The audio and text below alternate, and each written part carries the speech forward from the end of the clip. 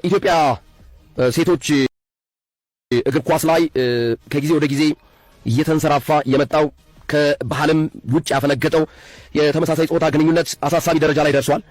ይህንን ነገር እንግዲህ እስከዛሬ እየተሸፋፈነ እየተደበቀ የተጫዋቾችንም ስነ ልቦና ጫና ውስጥ ላለመክተት በሚል ነገሩ በምክር እንዲታለፍ ብዙ ጥረቶችን አድርገናል።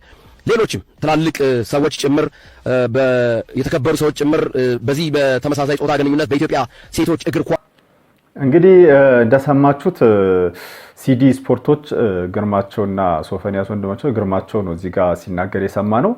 እንግዲህ ይሄ ነገር በጣም ስር ሰዷል ነው የሚለው። በጣም አጸያፊና ነውር የሆነ ነገር ነው። ሁለተኛ ወንጀል የሆነ ነገር ነው።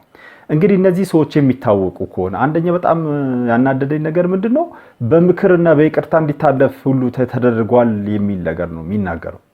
ምንድነው እዚህ ጋር ይቅርታና ምክር የሚያስፈልገው? እስቲ ወገኖች ተከታታዮቻችን፣ ይሄ እኮ ወንጀል ነው።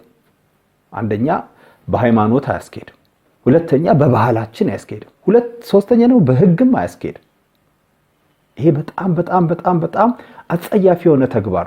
ይሄን ተግባር እንደፈጸሙ የታወቁ ሰዎች ተጫዋቾች ካሉ በጊዜው በሰዓቱና በጊዜው ወዲያው ለህግ አሳልፎ ቢሰጥና ለሚዲያ ይፋ ቢሆን በግለሰብ ደረጃ ቢቀጡ ዛሬ እንደዚህ የጅምላ ውንጀላ አይመጣም ነበር። እንግዲህ እኔ ሁሉም ሴት ተጫዋቾች እንደዛ ናቸው ብዬ አላምንም። እንግዲህ እዚያ ላይ እንደሚሉት ኦልሞስት ወደ 80% ተብሏል። በጣም ይሄ በጣም አስደንጋጭ የሆነ ቁጥር ነው። እስቲ ሌላ በዚህ ጉዳይ ላይ አንድ ቪዲዮ ደግሞ ተጨማሪ ተመልክተን እንመለስ። ሴት እግር ኳስ ተጫዋች ለሴት ቀለበት ያሰረችበት ነው። እነሱም እጅ ከፍንጅ ተይዘዋል።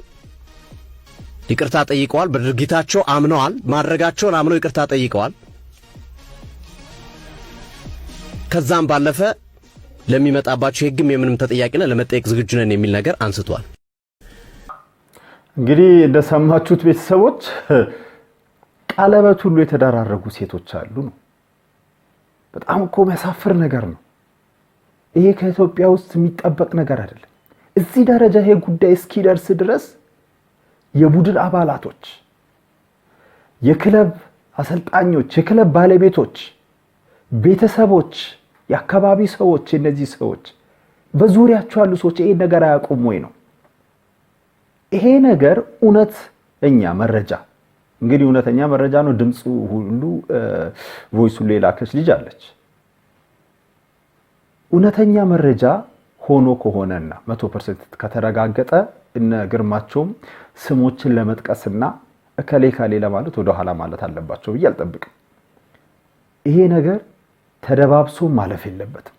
ቶሎ ተብሎ እርምጃ ሊወሰድ ይገባል። መንግስትም እጁ ልጅ ጋር ሊከት ይገባል። እንደውም አንድ ቪዲዮ ያየሁት ምንድነው የሴቶች ጠበቃ ማህበር በጅምላ መባሉ ወደ ጋዜጠኞቹ ላይ ወደ ክስ እንሄዳለን የሚል ነገር አይቻለሁ።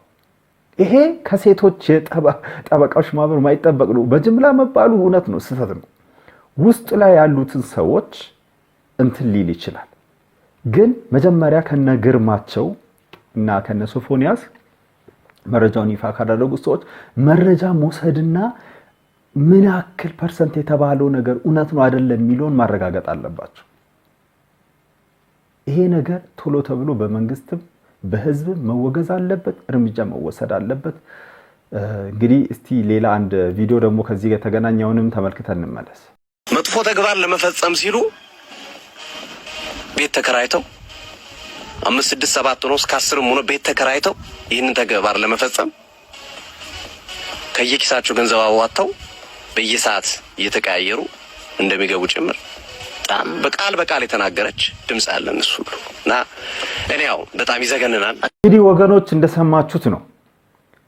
እንግዲህ ቤት ተከራይቶ አንድና ሁለት ሆኖ አይደሉም 7 8 ሆኖ ተከራይቶ እየተቀያየሩ እየገቡ እዛው ውስጥ ይሄን ነውር ለመፈጸም ይጠቀማሉ። ይሄ ሁሉ መረጃ አላቸው። ይሄ ነገር ቶሎ ተብሎ በኢትዮጵያ ህዝብ በኩል በኢትዮጵያ መንግስት በኩል በኢትዮጵያ እግር ኳስ ፌዴሬሽን በኩል በሚመለከተው አካል በሙሉ እነዚህ ሰዎች እነዚህ ተጫዋቾች ግለሰቦች እያንዳንዳቸው ለፍርድና ለህግ ሊቀርቡ ይገባል። ከእግር ኳሱም ለአንዴና ለመጨረሻ ሊታገዱና ሊሰናበቱ ይገባል። በጣም በጣም አሳፋሪ ተግባር ነው። በጣም ይሄ ከኢትዮጵያዊነት የማይጠበቅ ነው። በአብ መንፈስ ቅዱስ ምን አይነት ዘመን ላይ ነው የተደረሰው?